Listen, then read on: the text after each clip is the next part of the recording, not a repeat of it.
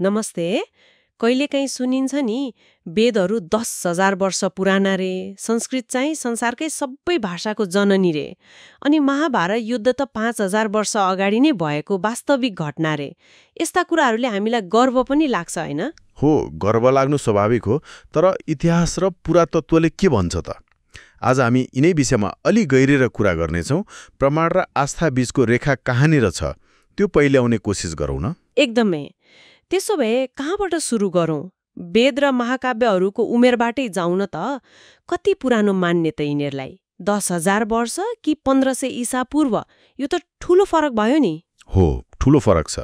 प्रचलित धारणामा वेद निकै पुरानो मानिए पनि हालसम्मको भाषाशास्त्रीय र पुरातात्विक प्रमाण अनुसार सबैभन्दा पुरानो ग्रन्थ ऋग्वेद लगभग 1500 देखि 1200 ईसा पूर्वको बीचमा रचना भएको मानिन्छ। 1500 देखि 1200 ईसा पूर्व भनेपछि आजभन्दा करिब 3700 देखि 3500 वर्ष पहिले। हो, लगभग त्यति। अनि यो वैदिक संस्कृतमा लेखिएको छ, जुन इन्डो युरोपेली भाषा परिवारको एउटा शाखा हो। यसको मतलब संस्कृतको नाता पुरानो ग्रीक, ल्याटिन, फारसी जस्ता भाषाहरूसँग जोडिएको छ। ए, अनि महाभारत र रामायण नि तिनीहरू पनि त्यति नै पुराना हुन् त? 5,000 वर्षको कुरा आउँछ नि त्यसमा त। महाभारत र रामायणको रचना प्रक्रिया अलि लामो समयसम्म चल्यो। यिनीहरूलाई अहिलेको स्वरूपमा आउन लगभग 500 ईसा पूर्वदेखि 400 ईस्वीसम्म लागेको मानिन्छ। सुरुमा यी मौखिक परम्परामा थिए, पछि लेखिए। भनेपछि 5,000 वर्ष पुरानो युद्धको कुरा चाहिँ कसरी आयो त? त्यो दाबी चाहिँ अलि फरक आधारमा गरिएको छ, जस्तै ज्योतिषीय गणना। तर अधिकांश इतिहासकारहरूले यसलाई शाब्दिक इतिहास भन्दा पनि नैतिक, दार्शनिक र सांस्कृतिक महत्त्व बोकेका महाकाव्य मान्छन्। यिनीहरूले तत्कालीन समाज र विश्वासको झलक दिन्छन्, तर घटनाको तिथिमिति चाहिँ त्यो अलि जटिल छ। अच्छा, अब संस्कृतकै कुरा गरौँ न। देव भाषा, सबै भाषाको उत्पत्ति यसैबाट भयो भन्ने विश्वास छ नि, तर तपाईले भन्नुभयो इन्डो युरोपियन परिवारको हो।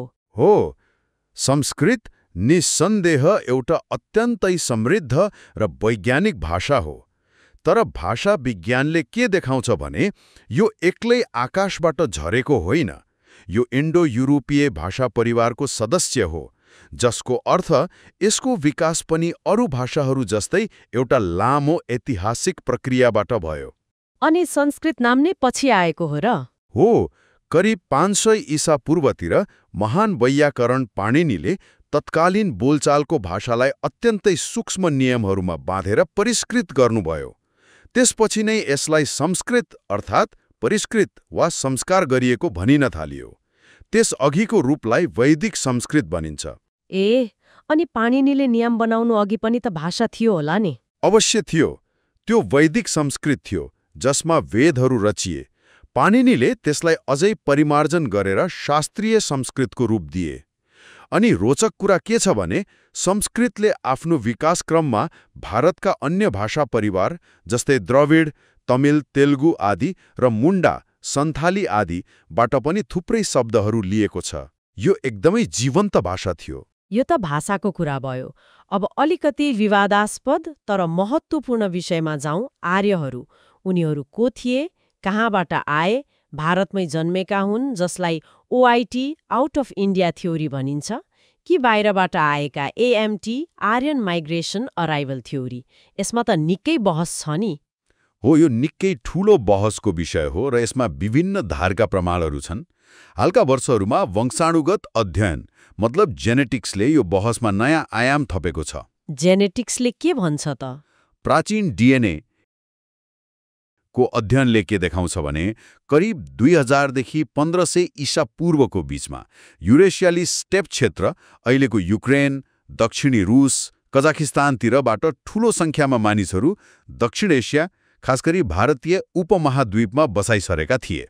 ए, कसरी थाहा हुन्छ त्यो? एउटा महत्त्वपूर्ण जेनेटिक मार्कर छ जसलाई ह्याप्लोग्रुप भनिन्छ। उत्तर भारतीय खासगरी उच्च जातिका मानिसहरूमा R1A, विशेषतया यसको उपशाखा Z93 ह्याप्लोग्रुपको बाहुल्यता देखिन्छ। यो Z93 ह्याप्लोग्रुप चाहिँ प्राचीन युरेसियाली स्टेप क्षेत्रमा पाइएका कंकालहरूको डिएनएसँग ठ्याक्कै मिल्छ, जहाँ इन्डो युरोपेली भाषा बोल्ने समूहहरू थिए भन्ने मानिन्छ।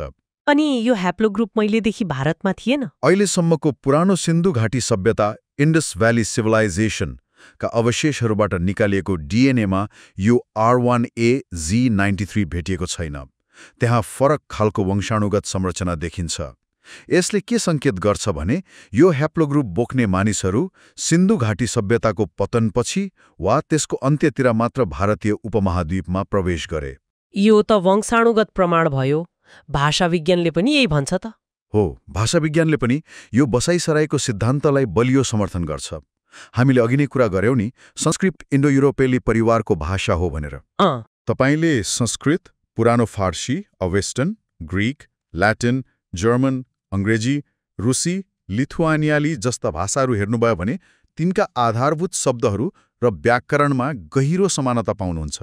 जस्तै पिता शब्दलाई हेरौं, संस्कृतमा पितृ, अवेस्टर्नमा पितर, ग्रीक र ल्याटिनमा पातेर, अङ्ग्रेजीमा फादर। यो संयोग हुन सक्दैन। हो त नि, कस्तो अचम्म। त्यस्तै सङ्ख्याहरू हेर्नुस्, संस्कृत 2, ग्रीक दुओ, ल्याटिन दुओ, अङ्ग्रेजी 2, संस्कृत 3, ग्रीक ट्रेस, ल्याटिन ट्रेस, अङ्ग्रेजी 3। यस्ता सयौं उदाहरण छन्। भाषाशास्त्रीहरूले यी भाषाहरूको तुलनात्मक अध्ययन गरेर एउटा आदिम इन्डो युरोपेली भाषा प्रोटो इन्डो युरोपियनको पुनर्निर्माण गरेका छन्, जुन आजभन्दा 5000 वर्ष पहिले बोलिन्थ्यो भन्ने अनुमान छ। अनि त्यो आदिम भाषा कहाँ बोलिन्थ्यो त? यसमा पनि विभिन्न सिद्धान्त छन्, तर सबैभन्दा बलियो मानिएको कुर्गेन हाइपोथेसिस वा स्टेप सिद्धान्त अनुसार यो भाषा युक्रेन र दक्षिणी रुसको स्टेप क्षेत्रमा बोलिन्थ्यो। त्यहीँबाट विभिन्न समूहहरू युरोप, इरान र भारततिर फैलिए। जेनेटिक्सले पनि यही कुरालाई समर्थन गर्छ। भनेपछि भाषा र वंशाणु दुवैले एउटै कथा भनिरहेका छन्। हो, धेरै हदसम्म। अब पुरातत्वलाई पनि हेरौं। पुरातत्वले के देखाउँछ? मध्य एसियाको अन्ड्रोनोभो संस्कृति, अन्ड्रोनोभो कल्चर, जुन करिब 2000 देखि 1450 ईसा पूर्वसम्म फैलियो, त्यसका अवशेषहरूमा वैदिक संस्कृतिसँग मिल्दोजुल्दो कुराहरू भेटिन्छन्। जस्तै अग्नि पूजाका प्रमाण, सोमरस जस्तो पेय पदार्थको प्रयोगको सङ्केत र सबैभन्दा महत्त्वपूर्ण घोडा र रथको प्रयोग। घोडा र रथ, यसको के महत्त्व छ? यसको ठूलो महत्त्व छ। ऋग्वेदमा घोडा र रथको बारम्बार उल्लेख आउँछ। इन्द्र जस्ता देवताहरूलाई रथमा सवार योद्धाको रूपमा वर्णन गरिएको छ। तर भारतको सबैभन्दा पुरानो सहरी सभ्यता, सिन्धु घाटी सभ्यता 3313 ईसा पूर्वमा घोडाको प्रयोग व्यापक भएको प्रमाण भेटिँदैन। केही हड्डी भेटिए पनि त्यो घरपालुवा घोडा नै थियो कि जङ्गली गधा वा खच्चर थियो भन्नेमा बहस छ। तर रथको त कुनै प्रमाणै छैन। सिन्धु घाटीमा घोडा र रथ थिएन, तर वेदमा प्रशस्त छ। हो, घोडालाई घरपालुवा बनाउने काम नै करिब 4000 ईसा पूर्वतिर युक्रेन कजाकस्तानको स्टेप क्षेत्रमा भएको थियो। अनि पाङ्ग्रामा स्पोक्स भएको हल्का रथ च्यारियटको आविष्कार पनि मध्य एसियाकै सिन्ताष्टा संस्कृति 2200 देखि 1900 ईसा पूर्वमा भयो, जसलाई प्रारम्भिक इन्डो इरानी भाषी मानिन्छ र उनीहरू आफूलाई आर्य भन्थे। यी रथहरू नै युद्ध र प्रतिष्ठाका प्रतीक बने। अनि उनीहरू नै भारततिर आए। यो त पुरातात्विक प्रमाणले त्यही देखाउँछ। सेन्तास्ता र त्यसपछिको अन्ड्रोनोभो संस्कृति पूर्व र दक्षिणतिर फैलियो। ऋग्वेदका लेखकहरूले पनि आफूलाई आर्य भनेका छन्, घोडा र रथ प्रयोग गरेका छन्, र उनीहरूको भाषा संस्कृत पुरानो इरानी अवेस्तनसँग मिल्दोजुल्दो छ। भारतमा घोडाको व्यापक प्रयोग र महत्त्व चाहिँ करिब 1500 ईसा पूर्वपछि अर्थात् वैदिक काल सुरु भएपछि मात्र देखिन्छ। अथर्ववेदमा घोडा व्यापारीहरूको उल्लेख छ। पछिका अजन्ता गुफाका चित्रहरूमा पनि घोडा आयात गरेको देखाइएको छ। यसले के देखाउँछ भने घोडा र रथ अनि त्यससँग सम्बन्धित भाषा र संस्कृति बाहिरबाटै भित्रिएको हुनुपर्छ। यो त निकै बलियो तर्क जस्तो लाग्यो। तर यसको विपक्षमा पनि त तर्कहरू होलान् नि। जस्तै त्यो सरस्वती नदीको कुरा। ऋग्वेदमा ठूलो नदी भनेर वर्णन गरिएको सरस्वती त भारतमै थियो भनिन्छ नि। हो, यो एउटा महत्त्वपूर्ण प्रतितर्क हो। ऋग्वेदमा सरस्वतीलाई एउटा विशाल, उर्वर नदीको रूपमा वर्णन गरिएको छ। कतिपयले यसलाई आजको घग्गर हकरा नदी प्रणालीसँग जोड्छन्, जुन अहिले प्राय सुक्खा छ तर कुनै बेला ठूलो थियो। त्यसो भए त वेद त्यति बेला लेखिएको हुनु पर्यो नि जति बेला त्यो नदी बगिरहेको थियो। हो, यही तर्क अघि सारिन्छ। भूगर्भशास्त्रीय अध्ययनले के देखाउँछ भने घग्गर हकरा नदीको मुख्य पानीको स्रोत सतलज वा यमुना लगभग 1900 ईसा पूर्वतिर अर्कैतिर मोडिएपछि जो नदी सुक्न थाल्यो। त्यसैले यदि ऋग्वेदको सरस्वती यही हो भने ऋग्वेद 1900 ईसा पूर्वभन्दा पुरानो हुनु पर्यो भन्ने तर्क आउँछ। तर तपाईले त वेद 1500-1200 ईसा पूर्व भन्नुभयो। हो, यहीँनिर मतभेद छ। पहिलो कुरा, के ऋग्वेदको सरस्वती नदी घग्गर हकरा नै हो त? ऋग्वेदको भूगोल वर्णन सधैँ स्पष्ट छैन। धेरै विद्वानहरू के मान्छन् भने ऋग्वेदका प्रारम्भिक मण्डलहरूमा वर्णन गरिएको सरस्वती अफगानिस्तानको हेल्मन्ड नदी, जसको पुरानो नाम हरहुएती वा हर्क्षेती थियो, जुन सरस्वतीसँग मिल्दोजुल्दो छ। आर्यहरू बसाइँ सर्दै आउँदा सुरुमा अफगानिस्तानतिर थिए, पछि मात्र पन्जाब र गङ्गाको मैदानतिर आए।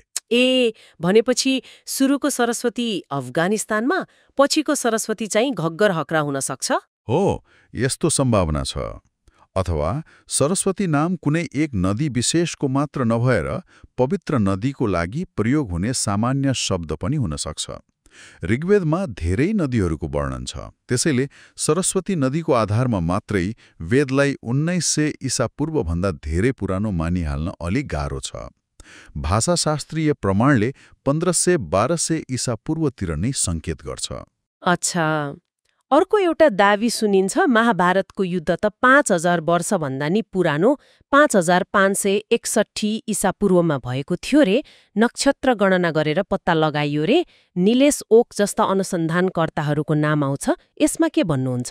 हो, यो दावी पनि निकै चर्चामा छ। केही अनुसन्धानकर्ताहरूले महाभारतमा वर्णन गरिएको ग्रह नक्षत्रहरूको स्थितिलाई कम्प्युटर सफ्टवेयर प्रयोग गरेर सिमुलेट गर्दा त्यो अवस्था 5561 ईसा पूर्वमा मिलेको दावी गरेका छन्। 5561 ईसा पूर्व, त्यो त निकै पुरानो भयो। सिन्धु घाटी सभ्यता भन्दा पनि अगाडि। हो, निकै पुरानो। तर यो दावीको पनि धेरै आलोचनाहरू छन्। पहिलो, महाकाव्यहरूमा पाइने यस्ता खगोलीय विवरणहरू सधैँ शाब्दिक र सटिक नै हुन्छन् भन्न सकिँदैन। ती प्रतीकात्मक, काव्यात्मक वा पछि थपिएका पनि हुन सक्छन्। एउटै घटनालाई फरक फरक खगोलीय स्थितिले वर्णन गरेको पनि पाइन्छ। मतलब कथालाई रोचक बनाउन प्रयोग गरिएको हुन सक्छ। हुन सक्छ। दोस्रो, यस्ता सिमुलेसनहरूमा प्रयोग गरिने विधि र तथ्याङ्कमा पनि प्रश्न उठाइएको छ। कहिलेकाहीँ आधुनिक पात्रो पछि पत्ता लागेका ग्रहहरू जस्तै युरेनस, नेप्च्युन वा अयन चलन प्रिसेसन अफ इक्विनोक्सिस को गणनामा फरक विधि प्रयोग गर्दा फरक नतिजा आउन सक्छ। तेस्रो र सबैभन्दा महत्त्वपूर्ण, महाभारत जस्तो विशाल ग्रन्थ हजारौं वर्षसम्म मौखिक परम्परामा थियो। यति लामो समयसम्म खगोलीय विवरणहरू जस्ताको तस्तै कुनै फेरबदल बिना सुरक्षित रहन सम्भव छ र? यो निकै कठिन कुरा हो। हो त नि, कथा सुनाउँदै जाँदा कति कुरा थपघट हुन सक्छ। अवश्य। त्यसैले अधिकांश इतिहासकार र विज्ञहरूले यस्तो ज्योतिषीय गणनालाई महाभारतको तिथिनीति निर्धारण गर्ने भरपर्दो आधार मान्दैनन्। पुरातात्विक रूपमा हेर्दा महाभारतमा वर्णन गरिएको समाज, फलामको प्रयोग, राज्यहरूको उदय, ईसा पूर्व पहिलो सहस्राब्दी 1000 BCE पछिको सँग बढी मेल खान्छ। यो तिथिमिति र उत्पत्तिको बहसले हामीलाई हिन्दू धर्मको विकास कसरी भयो भन्नेतिर पनि लान्छ। के हिन्दू धर्म सधैँ यस्तै थियो जस्तो आज हामी देख्छौँ? थिएन।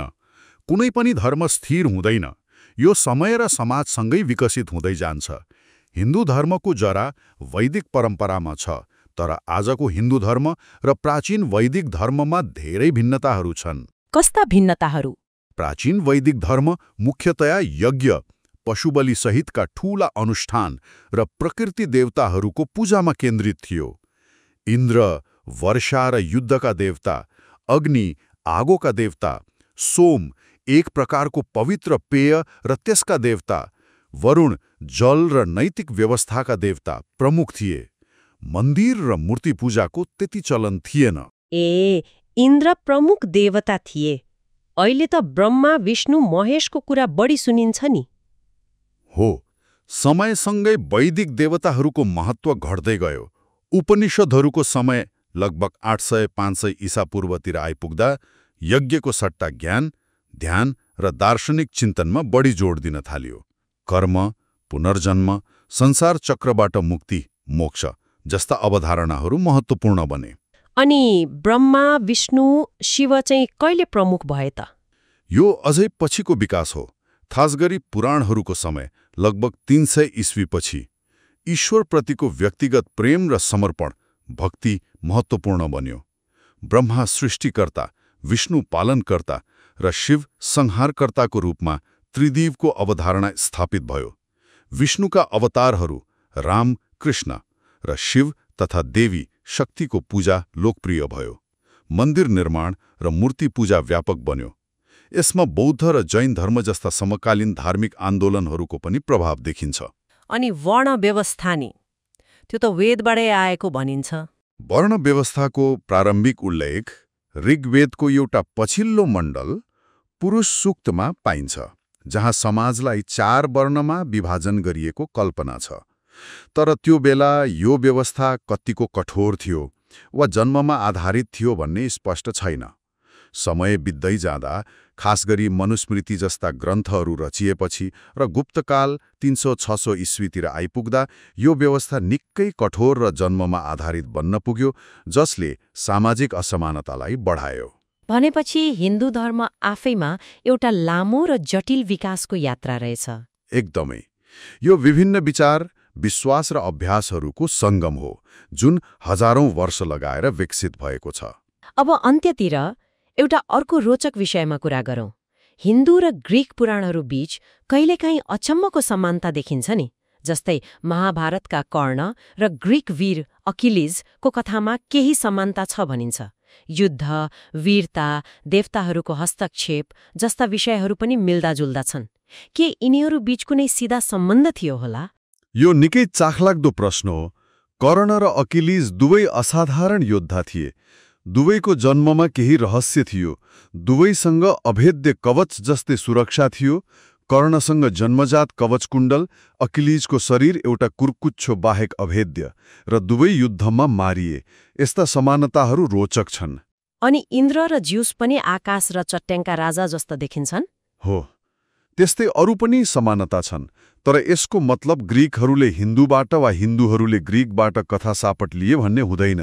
बढी सम्भावना के छ भने यी समानताहरू उनीहरूको साझा इन्डो युरोपियन पुर्खाबाट आएको हो। जसरी भाषा एउटै स्रोतबाट आयो, त्यसरी नै केही कथाका ढाँचाहरू पनि। हो, ठ्याक्कै। हजारौं वर्ष पहिले जब इन्डो युरोपेली भाषीहरू एउटै क्षेत्रमा थिए, उनीहरूको साझा संस्कृति, मिथक र विश्वदृष्टि थियो होला। पछि जब उनीहरू फरक फरक ठाउँमा फैलिए, भारत, इरान, युरोप, उनीहरूले ती पुराना कथाहरूलाई आफ्नै तरिकाले विकसित गरे। त्यसैले आधारभूत संरचना वा पात्रहरूमा कहिलेकाहीँ समानता देखिन्छ। जस्तै रामायण र होमरको इलियड दुवै महाकाव्य हुन्। दुवैमा अपहरण, अपमानको बदला लिन ठूलो युद्ध हुन्छ। ग्रीक देवता डायोनिसस र शिव वा कहिलेकाहीँ पृथु राजासँग जोडिएका केही मिथकहरूमा पनि यस्तै समानता खोज्ने प्रयास भएको छ। भनेपछि यो प्रत्यक्ष आदान प्रदान भन्दा पनि साझा विरासतको कुरा भयो। हो, धेरै विद्वानहरूले यसलाई त्यसरी नै हेर्छन्। सिकन्दरको आक्रमणपछि हिन्दू ग्रीक कला, गान्धार कलामा प्रत्यक्ष प्रभाव देखिए पनि पुराणका यी समानताहरू त्योभन्दा धेरै पुराना र गहिरा जस्तो देखिन्छन्। घोडाको कुराले पनि यसलाई बल दिन्छ। घोडा र रथ मध्य एसियाबाट आयो, त्यससँगै भाषा आयो र सायद केही कथाहरूका बीज पनि आए। आजको यो कुराकानीले त इतिहास, भाषा, वंशाणु र आस्थाका अनेकौं पत्रहरूलाई केलाए जस्तो भयो। कति धेरै कुराहरू जोडिएका रहेछन्। हो, यो निकै जेलिएको तर अत्यन्तै रोचक विषय हो। इतिहासलाई प्रमाणको कसीमा हेर्नु र आस्था वा परम्परालाई त्यसको सांस्कृतिक र भावनात्मक महत्त्वमा बुझ्नु फरक कुरा हो। दुवैको आफ्नो स्थान छ। इतिहास र आस्थालाई छुट्याएर हेर्नु पर्यो भन्न खोज्नु भएको हो? छुट्याउने भन्दा पनि दुवैलाई सँगै बुझ्ने प्रयास गर्ने। प्रमाणमा आधारित भएर आफ्नो उत्पत्ति र परम्पराको ऐतिहासिक विकासक्रम बुझ्न खोज्दा आस्था कमजोर नै हुन्छ भन्ने छैन। बरु यसले हाम्रो परम्परा कति गतिशील, कति ग्रहणशील र समयअनुसार कसरी रूपान्तरण हुँदै आयो भन्ने गहिरो ज्ञान दिन सक्छ। यसले सहिष्णुता र सम्मान बढाउन सक्छ जस्तो लाग्छ मलाई। हो, यो महत्त्वपूर्ण कुरा हो। परम्परालाई स्थिर नभएर जीवन्त प्रक्रियाको रूपमा हेर्ने। हो, यो आफैमा त्यस परम्पराको शक्ति र जीवन्तताको प्रमाण हो। आफ्नो परम्पराभित्रका यी विभिन्न ऐतिहासिक पत्रहरूलाई, यसको जटिलता र विकासक्रमलाई बुझ्दा हामीले आज त्यस परम्परालाई हेर्ने, बुझ्ने र अभ्यास गर्ने तरिकामा केही फरक पर्न सक्छ कि सोच्नुहोला।